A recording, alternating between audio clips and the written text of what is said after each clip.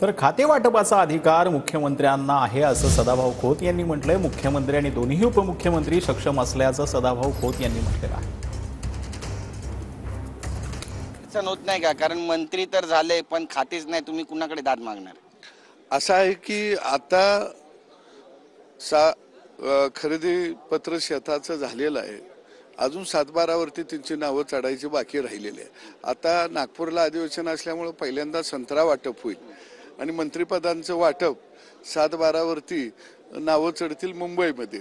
मग कुणाच्या 7-12वर पाटबंधारे चढल, कुणाच्या 7-12वर महसूल चढल, कुणाच्या 7-12वर कृषी चढल, काय आता त्या नावं चढल्यावर 7-12वर आता आमच्यासारख्यांना कुळवणाऱ्याला नांगरा करणाऱ्याला काय काम करते ती, मदत करते ती बघायचं।